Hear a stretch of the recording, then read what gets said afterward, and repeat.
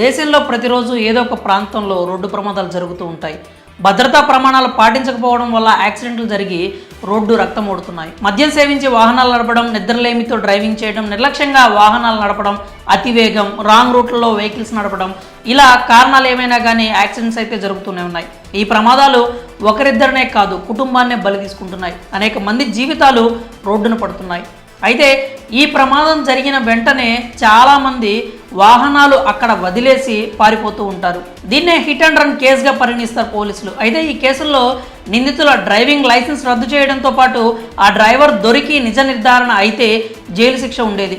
Hit and run కేసులో British కాలం నాటి అమలవుతున్న ఈ చట్టాన్ని రద్దు చేస్తూ ఆ స్థానంలో కేంద్ర ప్రభుత్వం కొత్త చట్టాన్ని తీసుకొచ్చింది. అదే భారతీయ న్యాయ సంహిత చట్టం. ఈ చట్టాన్ని మరింత కఠినతరం చేసింది. ఇందులో డ్రైవర్లు యాక్సిడెంట్స్ చేసి పారిపోకూడదు, ప్రమాదం గురించి సమాచారం పోలీసులకు రిపోర్ట్ చేయాలి. ఇక ప్రమాదం గురించి నిజ నిర్ధారణ అయితే 7 లక్షల జరిమానాతో పాటు 10 సంవత్సరాల జైలు శిక్ష పడనుంది.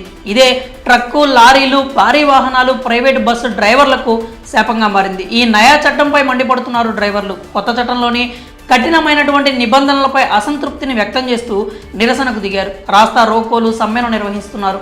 ఎక్కడికక్కడ ట్రక్కులు నిలిపివేసి ఆందోళనలు చేపట్టారు. మహారాష్ట్ర, ఛత్తీస్గఢ్, పశ్చిమ బెంగాల్, పంజాబ్, మధ్యప్రదేశ్, హిమాచల్ ప్రదేశ్లో వాహనాలు రోడ్లపై నిలిపివేసి నిరసన చేపట్టారు.